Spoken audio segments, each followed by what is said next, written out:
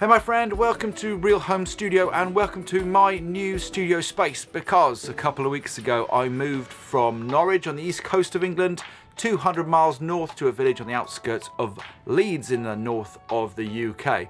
And I absolutely love this brand new space. That's what I'm going to be talking about today. Why I love it, why I've set it up in this way. A bunch of you guys have requested a new studio tour, so I'm going to show you around the space. And a bit later on in the video, I'm also going to share some moving tips. If you've got to move your studio stuff, and if you want to do it safely and avoid any of it getting crushed, broken or mangled, there's a few top tips I'm going to share with you. How I managed to move this lot without one single breakage, not even a light bulb.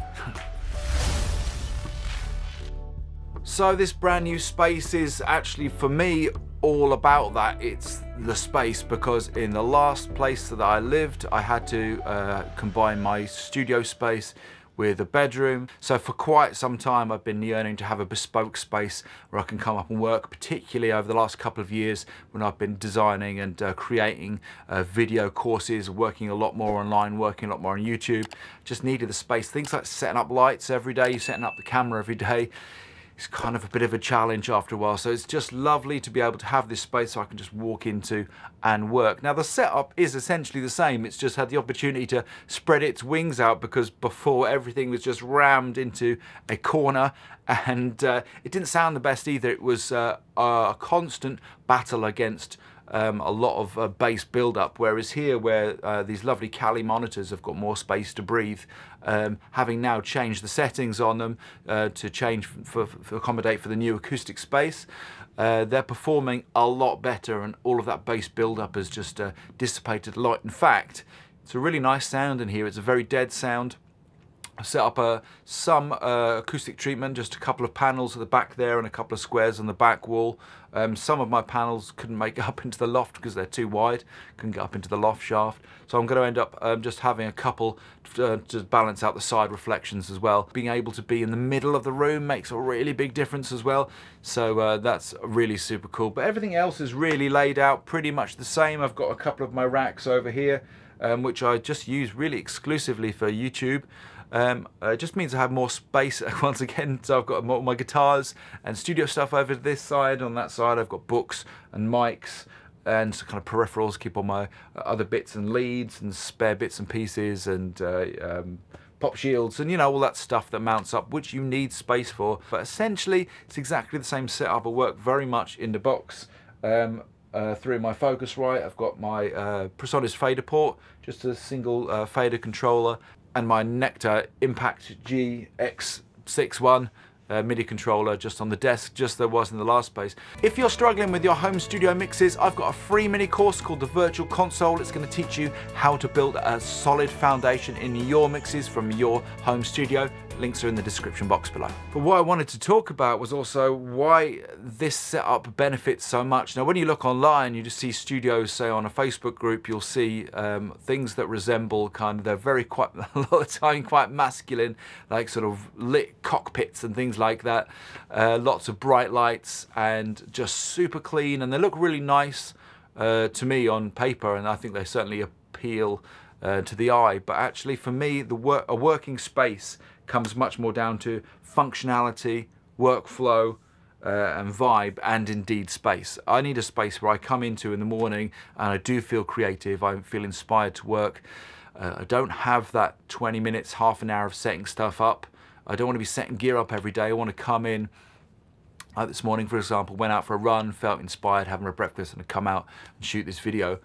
So I want to feel energized in my studio, and for me, I need a studio that kind of feels like a comfy lounge. That's where I feel good and creative. For me, I've also had a vestibular condition for the last few months, so the idea of like really bright lights or lots of colored lights is like my worst nightmare for working. So I want a space where I can feel mellow and chilled, but also kind of energized and creative. And for me, that's exactly what this space is. It's also away from my family. Gives me the space to focus on work. When I come up here, I work, and then of course when it comes to the weekend or a different time, I can just come down out of the attic and all my stuff lives on up here, but I kind of don't have to see it when I don't want to be working. That's a difficult thing when you work professionally from a home studio for sure, is seeing it all the time and being around it, because technically your brain never gets much of a chance to switch off, and that can be quite detrimental over time, because you can always be thinking about work, work, work, and that's not so good, because you need the downtime in order to move and be progressive and come up with new ideas. So it's a really nice thing. It's a real privilege to have a space which is separate from my home life. So from moving into this new space, I've certainly noticed that the sound is a lot deader. The Calis have really come to life. I mean, I love these monitors. If you're looking for still budget line monitors, these are really fabulous. And because they have the acoustic pictures on the back, which allow you to adjust the monitors as to your environment, I could easily get these tuned back in to this new work environment. Because when they first came in here with the original setting, the bass was just gone because I was in that space which was creating so much low end. So I really noticed the difference there. But you know, thumbs up again for Calis for being such versatile monitors. They really do sound great. So on to some top tips. If you've got to move your studio space and it's going to be going in the back of a van and you're a bit concerned about how well it's going to travel, I mean, one thing is bubble wrap. I use quite a lot of bubble wrap, not exactly totally environmentally friendly, but it's a good way to ensure anything that you haven't got cases for. I had a couple of guitars which I don't have cases for, and I didn't have the original box for my MIDI controller either, so that was bubble wrap. The better and more ecologically friendly way to do it, if you've got the space to do it, is to keep the original packaging that all this stuff comes in, especially things if you're using an iMac like I am. Keep the original iMac with the polystyrene. That is going to be by far the best way you can safely transport your gear. Same thing goes for guitars, for example, when they come in those cardboard boxes, you know, like from Thomann. Keep the cardboard boxes because they're bespokely designed. You can just pad them out with some clothes or something when you're moving, to keep them safe, because if you haven't got the original packaging, it can be a bit of a challenge because some of these things are kind of awkward shapes. Most of the other guitars just went in their guitar cases. But if you haven't got space to keep all the boxes for all your studio gear, at least if you can find room for the polystyrene molds, that's going to really help when you're moving house to keep your gear safe. The second thing is, if you're using hardware, remember to take a photo of the settings if it is a piece of hardware where it's kind of set and forget, very much like my DBX over there.